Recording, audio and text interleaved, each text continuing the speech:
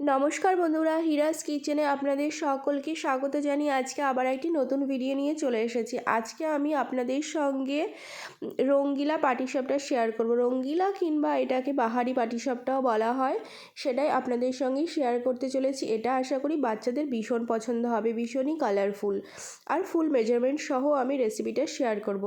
আপনারা দেখতে পেলেন আমি 1 বাটি এখানে চালের গুঁড়ো নিয়েছি, আর হাফ বাটি এখানে আমি ময়দা নিলাম, আর 1/4 বাটি এখানে আমি গুঁড়ো দুধ নিলাম, আর 1 চুটকি লবণ নিলাম, আর এখানে আমি অ্যাড করে দেবো চিনিও হাফ বাটি। আপনারা যদি গুঁড়ো দুধটা না দিতে চান তাহলে এই যে জলটা আমি ব্যবহার করলাম, এই জলের জায়গায় আপনারা দুধটা দিয়ে ব্যাটারটা বানাতে পারেন।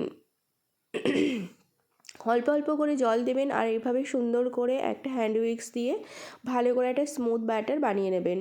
আমার কিন্তু বন্ধুরা প্রচণ্ড ঠান্ডা লেগেছে, তার জন্য আগে থেকে ক্ষমা চেয়ে নিচ্ছি। আওয়াজটা কিন্তু একটু খারাপ হয়ে যাবে, ভয়েসটা, তার জন্য কিন্তু ক্ষমা করবেন।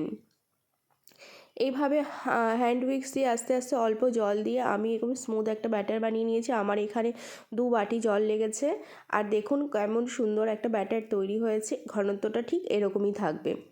এখান থেকে আমি 2 হাতা ব্যাটার তুলে নেব আমি এই বাটিটার মধ্যে।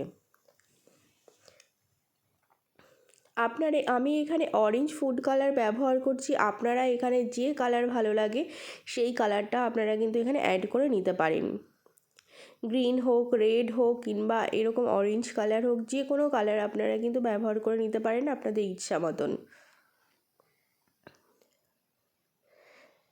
দেখতেই পেলেন কত সুন্দর একটা কালার আমি তৈরি করে নিলাম। এখানে আমি অর্ধেকটা সন্দেশ আর অর্ধেকটা নারকেলের পুর নিয়ে নিয়েছি। এই যে ভেতরে নারকেলের পুরটা বানানো, এটা কিন্তু আমি অনেকবার আমার রেসিপিতে দেখিয়েছি। আমি এটার লিঙ্ক দিয়ে দেবো ডেসক্রিপশন বক্সে, অবশ্যই আপনারা ওখানে চেক করে নিতে পারেন ওখান থেকে। আমি এটা আর নতুন করে দেখালাম না।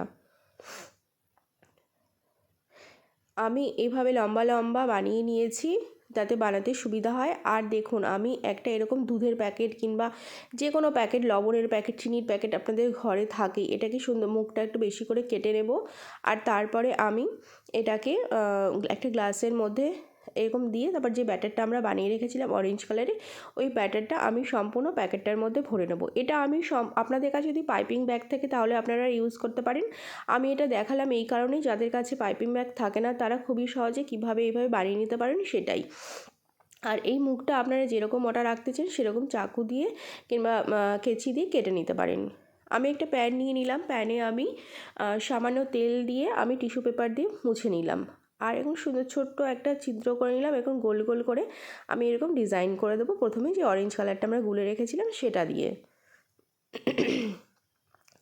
তারপরে এটা সামান্য একটু যখন দেখবেন টেনে আসছে, তারপরে আমি যে আমাদের হোয়াইট কালারের ব্যাটারটা ছিল সেটা দিয়ে একদম এরকমভাবে ঘুরিয়ে গোল একটা পাটিসাপটার আকারে আমি তৈরি করে নেব, রুটির আকারে।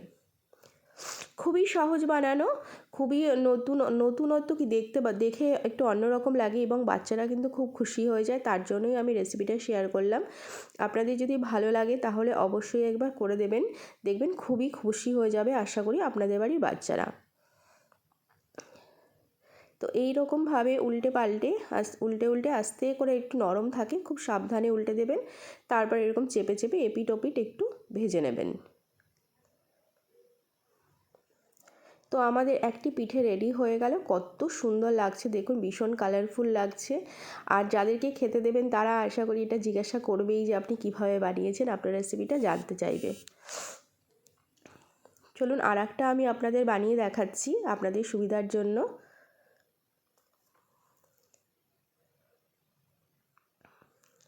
আবার সেম ওরকমভাবে আমি গোল আকারে এরকম বানিয়ে নিলাম। কেউ কিংবা ছোটো ছোটো গোল গোল ডিজাইনও করে দিতে পারেন, যার যেরকম আর কি ইচ্ছে হয় ওরকমভাবে ডিজাইন আপনারা করতে পারেন। কালারফুল হওয়া নিয়ে কথা, যার জন্য এটার নাম হচ্ছে রঙ্গিলা পাটিসাপটা। সাইডগুলো আমি হালকা হালকা এরকমভাবে ছাড়িয়ে দেবো, তাহলে আমাদের উল্টাতে না একটু সুবিধা হবে। আর আমি যে মেজারমেন্টগুলো আপনাদের বললাম, এই মেজারমেন্টগুলো যদি আপনারা ফলো করে এই পাটিসাপটা বানান, তাহলে আপনাদেরও এরকম পারফেক্ট পাটিসাপটা উঠে যাবে প্যান থেকে। আর এটা কিন্তু ঠান্ডা হয়ে গেলেও শক্ত হবে না, এরকম নরম তুলতুলে থাকবে। আর দেখুন কত সহজে কিন্তু আমাদের পাটিসাপটা রেডি হয়ে গেল। অনেকেই কিন্তু পাটিসাপটা বানায়, এটা লেগে যায় কিংবা ভেঙে যায়, পরে শক্ত হয়ে যায়। এই মেজারমেন্টটা আপনারা যদি ফলো করেন, আপনাদের কিন্তু পারফেক্ট এরকম সুন্দর পাটিসাপটা রেডি হয়ে যাবে। আর গাটা কিন্তু একদম থাকবে স্মুথ।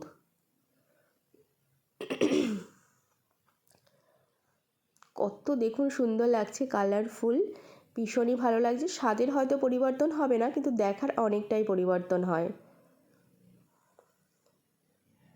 তাহলে আমি একে একে সমস্ত পিঠাগুলো এরকমভাবে ভেজে নেব।